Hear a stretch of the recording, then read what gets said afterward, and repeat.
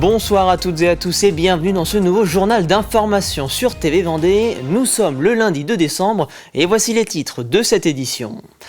Pas de nouveau record de dons pour le Téléthon cette année en Vendée, mais vous allez le voir, la mobilisation était bien au rendez-vous dans le département ce week-end. Nous prendrons ensuite le chemin de la CCI Vendée, où près de 250 entrepreneurs étaient réunis pour parler transition à l'occasion des rencontres des entrepreneurs de France, un événement organisé par le MEDEF. Enfin, zoom sur cette vaste opération menée à Luçon la semaine dernière. À quelques jours de la réouverture de la cathédrale Notre-Dame à Paris, sommes-nous prêts en Vendée à sauver nos œuvres en cas d'incendie? L'édition 2024 du Téléthon avait exceptionnellement lieu ce week-end et au niveau national, c'est plus de 79 millions d'euros qui ont été récoltés pour la recherche et la lutte contre les maladies génétiques, un chiffre qui permet de faire quasiment autant que l'an dernier. En Vendée, cette nouvelle édition a permis de récolter un montant de 320 322 euros en un week-end, une collecte qui reste moins prolifique que celle de 2023, qui avait permis de rapporter plus d'1 600 000 euros, mais la mobilisation des Vendéens était une nouvelle fois au rendez-vous, car 230 des 261 communes de la Vendée ont proposé des animations pour le Téléthon. C'est le cas par exemple de ce record atypique auquel a assisté Mathis Pires. Bravo. 413 mètres de long, voici la plus grande saucisse de Vendée. Un challenge insolite au profit du Téléthon, lancé par le maire de la commune. Je pense que le record de Vendée est battu. On a cherché un fil conducteur pour lancer le Téléthon 2024 et en faisant quelques recherches sur Internet, on est tombé sur le record de la saucisse à Saint-Christophe. Donc on s'est dit pourquoi pas un petit challenge à lancer sur la commune de Bois-de-Séné et on s'est lancé le défi. Pour arriver à un tel résultat, ces bénévoles sont en cuisine depuis 2 jours. D'abord hachée, puis assaisonnée, la viande est ensuite délicatement insérée dans ces boyaux. Là, mon collègue il pousse la viande avec le poussoir. Et on essaie de remplir le boyau au maximum sans essayer de le casser, bien évidemment. Une fois terminé, chaque mètre est mesuré. C'est bon ? Allez, je la remets dans la poche. Puis déposé sur les autres.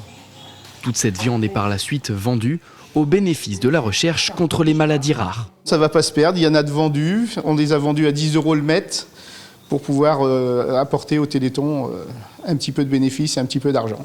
Chez les tenants du titre, saucisse, cette année, leur saucisse mesure 250 mètres, soit 100 mètres de plus que l'an passé. Mais bien loin du nouveau record vendéen. Je sais qu'ils avaient davantage de chair que nous, donc ça se concrétise, quoi. C'est pas un problème qu'on ait perdu le titre. Ils ont copié sur nous, Bois-de-Séné. L'année prochaine, on la refait, mais encore plus longue qu'eux. Tous les bénéfices rapportés par la vente de saucisses est reversés directement au Téléthon. Pour les 2 communes, plus de 5 500 € ont été récoltés grâce aux saucisses. Et pour rappel, le 36-37 est encore ouvert jusqu'au vendredi 6 décembre. Les chefs d'entreprise de Vendée étaient récemment invités à parler transition. À l'occasion de la REF MEDEF, la rencontre des entrepreneurs de France, 250 d'entre eux ont pu échanger et partager leur expérience le temps d'une demi-journée d'ateliers et de tables rondes autour de questions liées à la formation, à l'inclusion ou encore au développement durable. Un événement organisé cette année conjointement avec la CCI Vendée. Le maître mot de la Vendée, c'est vraiment la solidarité. L'idée étant effectivement d'unir nos forces et nos esprits dans un événement comme la REF Transition. Donc oui, ça répond à toutes les valeurs vendéennes qui sont celles effectivement de la cohésion du territoire. C'est très important pour nous que les acteurs de l'écosystème puissent se réunir et puis de proposer aussi un moment au travers de ce salon de l'entrepreneur qui soit un moment d'échange libre avec les institutionnels également, puisqu'ils se sont prêtés au jeu et sont venus et ont répondu à notre invitation avec grand plaisir. Et l'idée, c'est vraiment de leur apporter un maximum de réponses pour ceux qui ont besoin de bâtir, les dirigeants qui ont besoin de bâtir leur stratégie et les ambitions qui sont celles de leurs entreprises pour eux, ainsi que bien évidemment pour leurs équipes. Et qu'importe la taille des entreprises, les défis sont nombreux pour les entrepreneurs vendéens. Aujourd'hui, comment on va appréhender demain ? et comment on va appréhender nos réflexions par rapport effectivement à des ressources en eau qui peuvent diminuer, aux problématiques de la ZAN, zéro artificialisation nette, qui vont sans doute contraindre le foncier des entreprises, aux problématiques de décarbonation des entreprises qui est de plus en plus présent. On l'a vécu avec la crise énergétique aussi derrière. Donc toutes ces questions-là sont au cœur des sujets. On rajoute à ça aussi tout ce qui est RSE, qui est important aussi pour l'entreprise parce que ça touche aussi au financement des entreprises demain.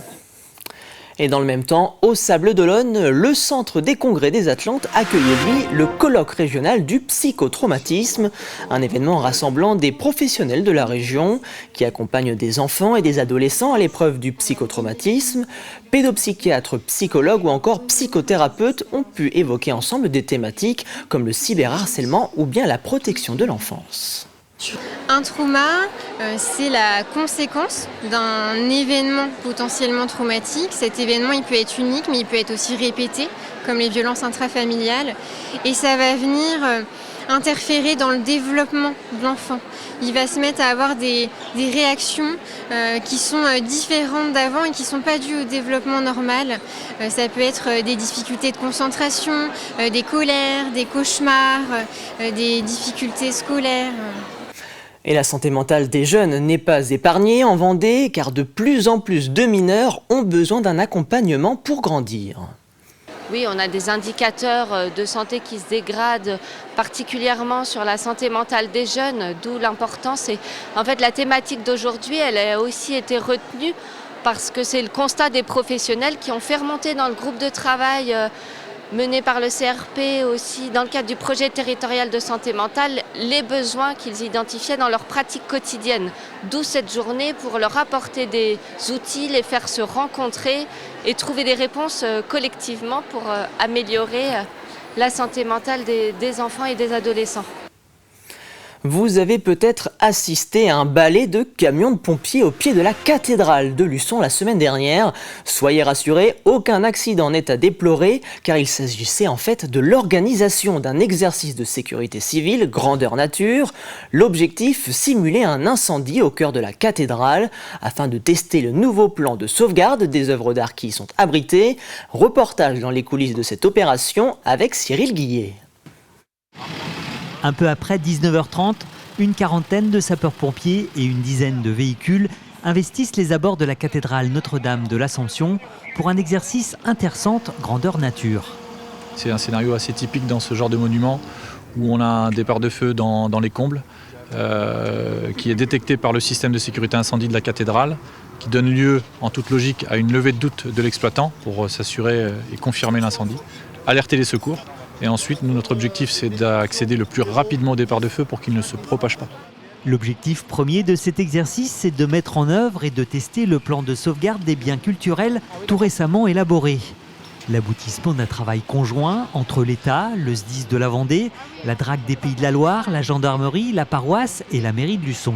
Ça fait l'objet d'un plan précis où chaque œuvre a été répertoriée, identifiés, localisés et des choix ont été faits sur soit la protection de l'œuvre pour qu'elle puisse rester et résister à l'incendie ou à l'eau qui va couler du fait de l'intervention des pompiers, ou certaines œuvres vont être aussi sorties et mises en sécurité.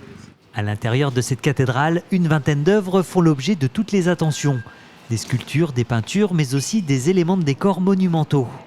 Ce plan de sauvegarde des biens culturels détermine une véritable hiérarchie qui indique quelle œuvre doit être sauvée en priorité.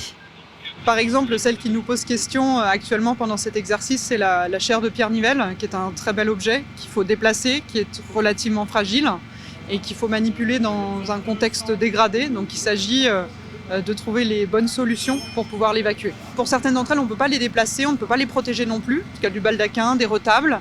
Et donc ce qui peut être fait aussi, c'est un point d'alerte dans ce document pour inciter les pompiers le plus possible à essayer d'éviter d'envoyer de l'eau sur ces éléments-là. Évidemment, en fonction des contraintes qu'ils auront face à eux.